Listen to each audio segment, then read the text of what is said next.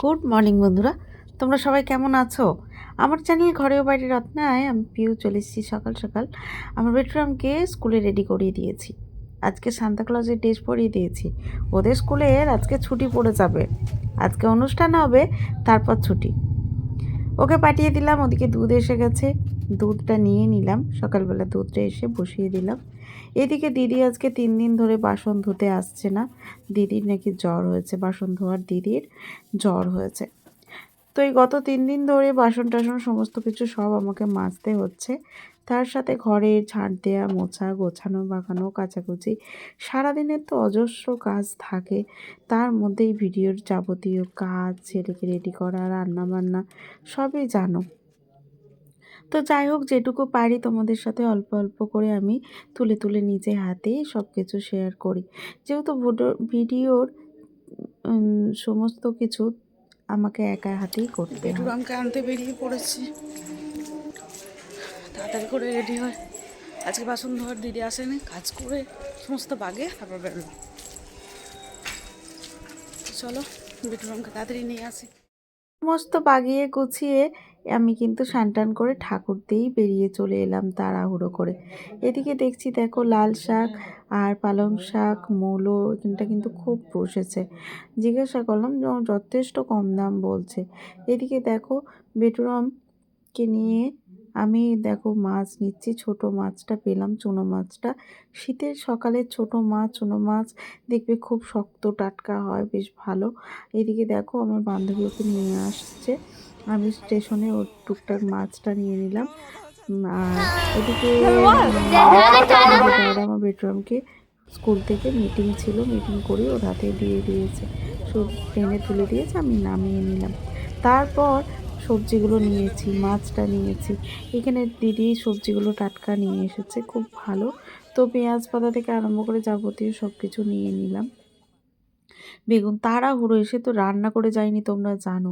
ভাত ডালটা আগে চাপিয়ে দিলাম, যেহেতু ভাত ডালটাও তো হতে সময় লাগবে, ওই জন্য। তারপর একটুখানি মাছগুলো বেছে নেব। ছোট মাছ নিয়েও নিলাম, পছন্দ হয়েছে একটু নিয়ে নিলাম। আবার কি করব, কিছু করার নেই, বাঁচতে তো একটু সময় যাবে। আর মাছগুলো দেখো এতটা ভালো আছে, কি বলবো, শক্ত। শীতের মাছ, চুনো মাছ খুবই ভালো হয়, তোমরা জানো। আর বাজারে অনেক দিন পর এই ছোটো মাছটা দেখতে পেলাম, তো লোভ সামলাতে পারলাম না, নিয়ে নিলাম। তো একটু বেলাতেও যে এতটা ভালো মাছটা পাবো আশা করিনি। আর খুব যে দাম বিশাল ছিল সেরকম না, তো কম দামই ছিল, তো আমি নিয়ে নিয়েছি। তো ভাত ডাল হচ্ছে, ওদিকে দেখো আমি মাছটা বাছছি। বেটুরামকে একটু হালকা টিফিন দিয়েছি, কেক ছিল, ও খাচ্ছে। আমি মাছটা বাছতে বসেছি। তো বেটুরামই আমায় একটুখানি ভিডিওটা করে দিল। তারপর দেখো মাছগুলো এক এক করে বেছে আমি কিন্তু ধুয়ে নিয়েছি। খুবই তাড়াহুড়ো করে করতে হচ্ছে। 12টা 10-15 আমি কিন্তু ঘর ঢুকেছি। তার মানে বুঝতে পারছো কতটা তাড়াহুড়ো। এতটা সাইকেল নিয়ে এসেছি, তাহলে ছেলেকে নিয়ে সমস্ত কিছু বাগিয়ে, তাহলে এরপর কতটা তাড়াতাড়ি আমাকে রান্না করতে হচ্ছে বুঝতে পারছো। তো মাছটা যাই হোক আমার বাছা হয়ে গেছে। ওদিকে ডালটা চাপিয়েছিলাম, একটু পালং শাক, শিম বেগুন কেটে দিয়েছিলাম ডালের মধ্যে, আলু দিয়ে, এদিকে রসুন, শুকনো লঙ্কা ফোড়ন দিয়ে পালং শাকের ডাল করেছি।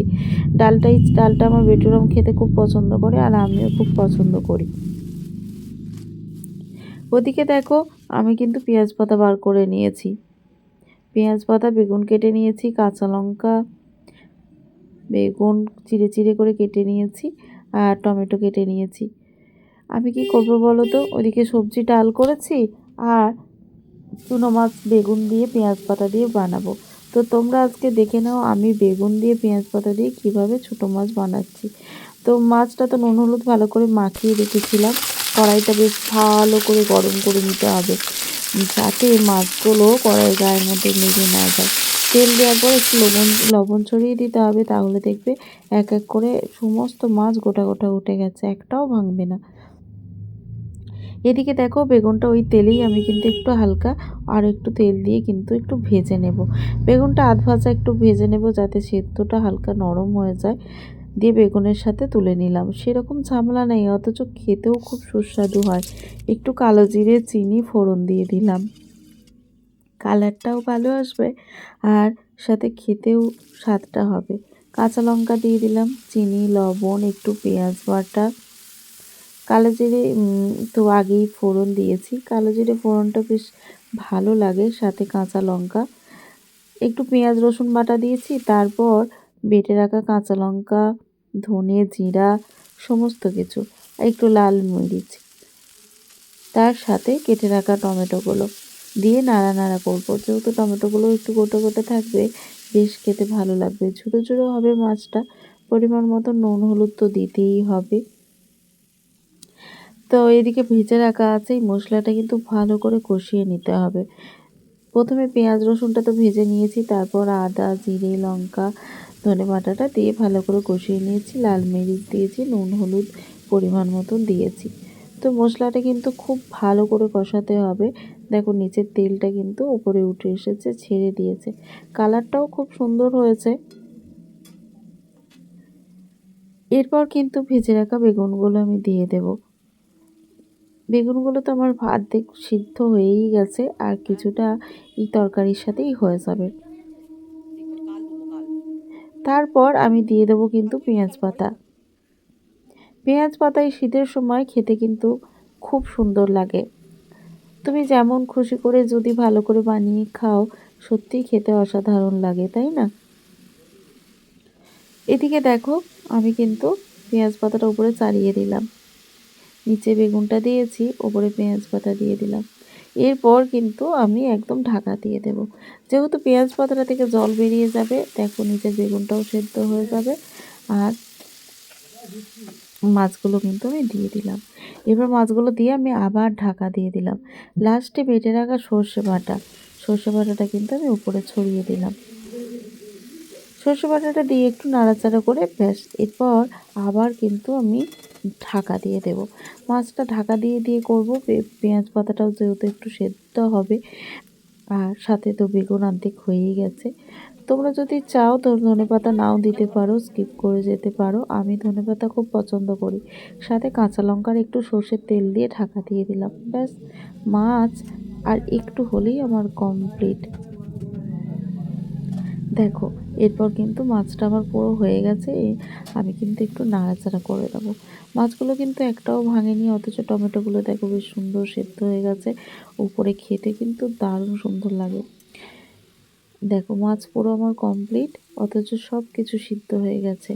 পেঁয়াজ পাতা, বেগুন দেখতেও যেমন হয়, খেতেও কিন্তু অসাধারণ হয়। তোমরা চাইলে এইভাবে বানাতে পারো। এটা আমি আমার মায়ের কাছ থেকেই শিখেছি। মা খুব ভালো বানায় ঝুরো ঝুরো। একদম দেখো কি সুন্দর হয়েছে। শুকনো শুকনো মাছ ডালের সাথে খেতে খুব সুন্দর লাগে। তোমাদের কীরকম লাগলো অবশ্যই আমাকে কমেন্টে জানিও। ভালো লাগলে লাইক কমেন্ট শেয়ার করে দিও। তো চলো, মাছ তো আমার রান্না কমপ্লিট হয়ে গেছে, এবার খেতে বসার পালা। এরপর আমি একে একে খাবারগুলো সাজিয়ে নেব। তো চলো, কি রান্না করেছি তোমরা তো জানো। তো সাজানোর পালা। সাজানোর সময় একটু দেখে নাও যে আমি কি রান্না করেছি। গাছ পেঁয়াজ কেটে নিয়েছি, সাথে লঙ্কা, লবণ, আবার একটু নিম পাতা করেছি। নিম পাতাটা মা কচিতে রোদে শুকিয়ে দিয়েছে। করব করব করে হয় না, সব যে কোনো বারে তো নিম পাতা খাওয়া যায় না। তো আজকে করলাম, বার ভালো ছিল।